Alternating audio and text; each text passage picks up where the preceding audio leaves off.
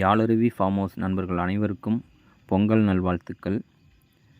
இந்த பொங்கலில் வந்து நம்ம கால்நடைகள் வச்சுருக்கிறீங்க எல்லாருமே வந்து மாட்டுப் பொங்கல் அப்படிங்கிறத வந்து கண்டிப்பாக கொண்டாடுவோம்.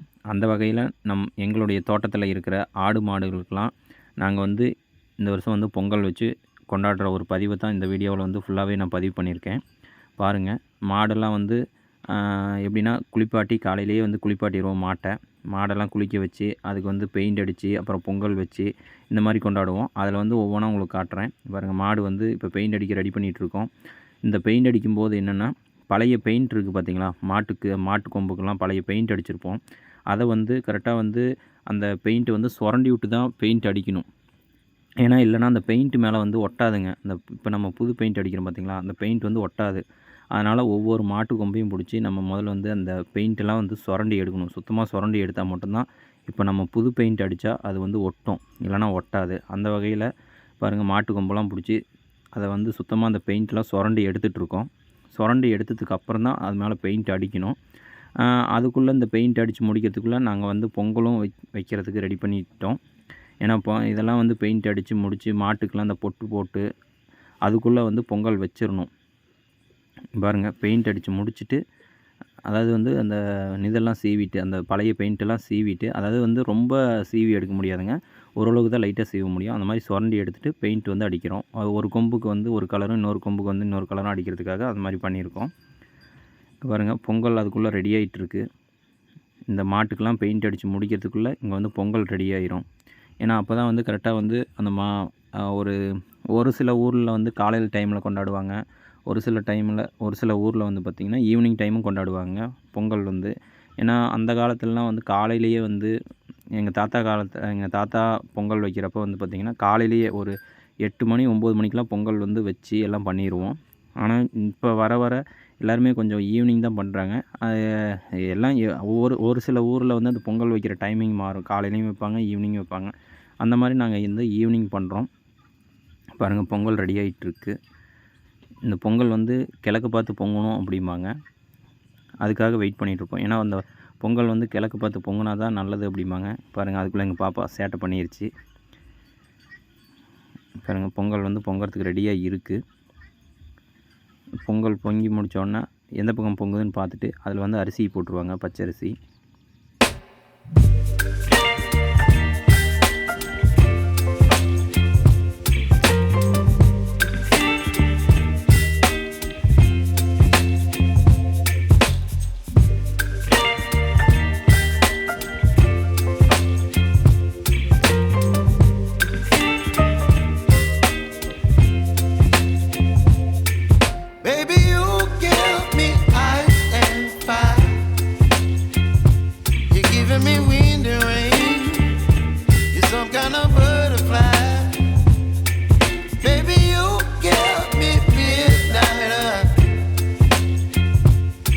Up my appetite, don't leave me here high and dry.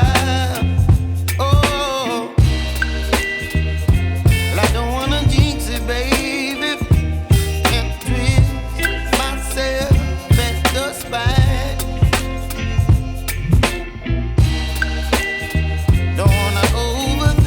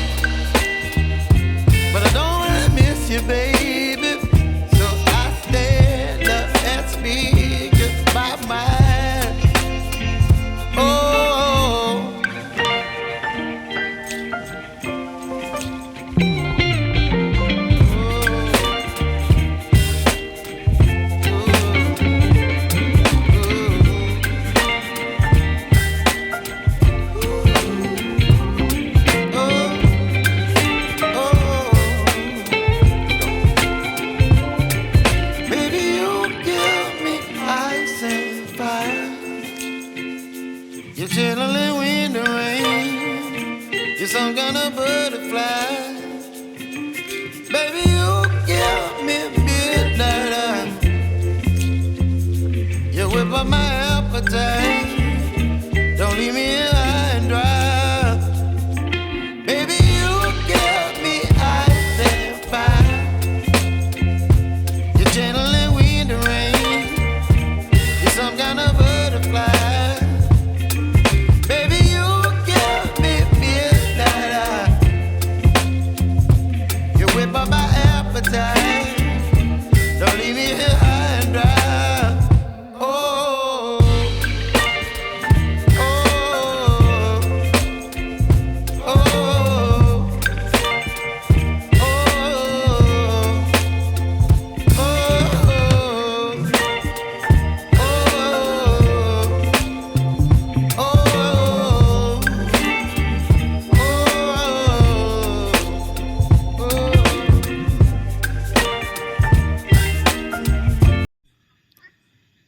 எல்லாம் ரெடி பண்ணிட்டோம். ரெடி பண்ணி வச்சுட்டு பொங்கல் இறக்கி வச்சு இந்த பொங்கல் வந்து சாமி கும்பிட்றதுக்கு ரெடி பண்ணிகிட்ருக்கோம் பாருங்கள்.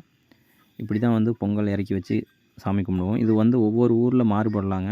இது வந்து இந்த எங்களுடைய ஊரில், அதாவது எங்களுடைய ஊர்லங்கிறத விட நாங்கள் பண்ணுற பழக்க வழக்கங்கள் இப்படி பொங்கல் வந்து இப்படி வைப்போம். ஒரு சில ஏரியாவில் வந்து இது பொங்கல் வந்து வச்சு வேறு மாதிரிலாம் பண்ணுவாங்க. அதனால் வந்து சொல்கிறேன், இது ஒரு சில ஏரியாவுக்கு வந்து மாறுபடலாம். இந்த சாமி கும்பிட்றது, பொங்கல் வைக்கிறது அந்த மாதிரிலாம் மாறுபடலாம். அதனால் வந்து இப்படி தான் கும்பிடுவாங்க அப்படிங்கிறதெல்லாம் நினைக்காதீங்க. ஒரு சில ஏரியாவை பொறுத்து மாறுபடலாம்.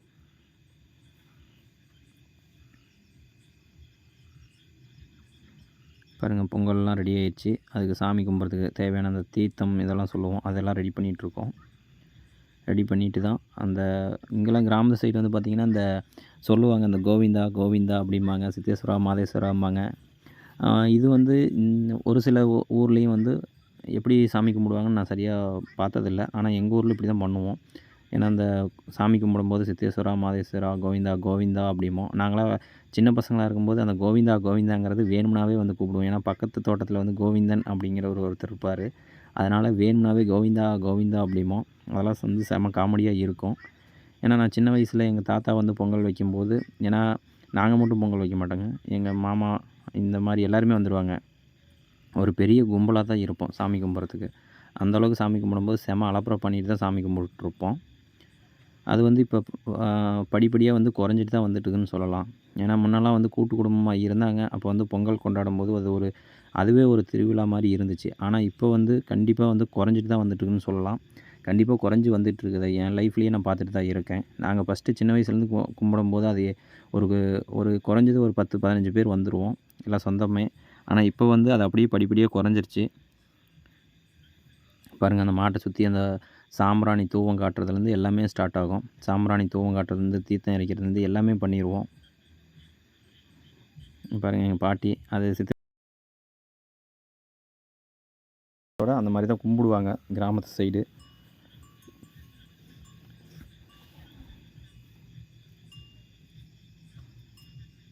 பாருங்கள் சாமி எப்படி கும்பிடுறாங்க அப்படின்ட்டு.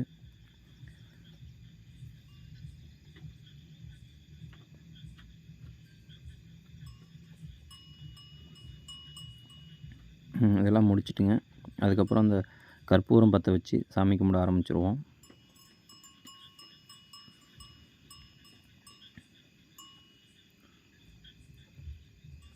கற்பூரம் காட்ட ஆரம்பித்தாச்சுங்க.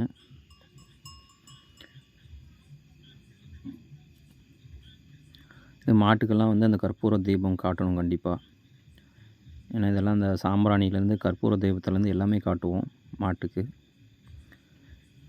இதை விட இந்த பட்டி ஆடு வச்சுருக்கிறவங்க, ரொம்ப மாடு வச்சுருக்கீங்கன்னா ரொம்ப கிராண்டாக கொண்டாடுவாங்க.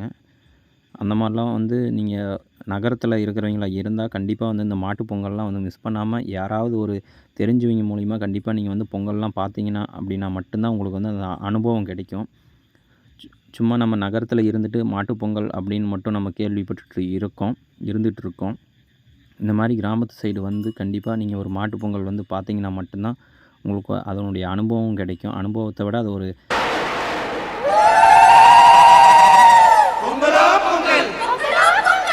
மகிழ்ச்சியாக இருக்குன்னு வச்சுக்காங்களேன்.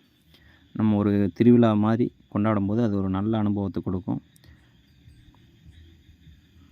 லாஸ்ட்டாக வந்திருக்கிறவங்களுக்கு எல்லாத்துக்குமே அந்த பொங்கல், தேங்காய் இதெல்லாம் கொடுப்போம். இந்த கரும்பு இதெல்லாம் எடுத்து கண்டிப்பாக கொடுப்போம் எல்லாத்துக்குமே. அதோட முடிஞ்சிடும். ஏன்னா கூப்பிடுவோம் கண்டிப்பாக அந்த மாட்டுப் பொங்கல் வச்சுட்டு பக்கத்தால் இருக்கிறவங்க எல்லாத்தையும் கூப்பிடுவோம். ஆனால் நகரத்து சைடு அந்த மாதிரி கிடையாதுங்க. ஏன்னா கேஸ் அடுப்பில் சும்மா ஒரு பொங்கலை வச்சுட்டு அவங்களே சாப்பிட்டுட்டு, எந்த பொங்கல் வச்சாலும் சரி, சூரிய பொங்கல் வச்சாலும் சரி, மாட்டுப் பொங்கல் வச்சாலும் சரி, அவங்க நகரத்து சைடு யாரையுமே கூப்பிட மாட்டாங்க. ஆனால் கிராமத்து சைடு அது பக்கத்து வீடாகட்டும், இல்லை தெரிஞ்சவங்களாகட்டும், யார் இருந்தாலும் சரி கூப்பிடுவாங்க. கூப்பிட்டு வாங்க அப்படின்னு சொல்லிட்டு அவங்களையும் இது பண்ணி கொடுப்பாங்க எல்லாத்துக்கும் பொங்கல். ஆனால் நகரத்து சைடு அந்த பழக்கம் கிடையாது. அந்த மாதிரி கொடுத்து பழகுங்க. கொஞ்சம் கிராமத்து சைடு பழகுனீங்கன்னா மட்டும்தான் கிராமத்து ஒரு வாசனை உங்களுக்கு கண்டிப்பாக இருக்கும்.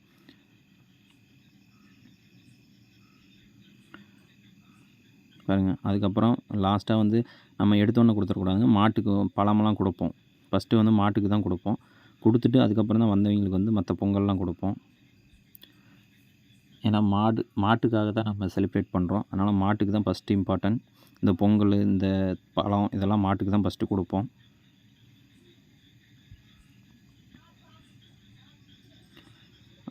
பாப்பா கிட்ட மாட்டுக்கு பழத்தை தர சொன்னால் பாப்பாவே சாப்பிட்டாங்க.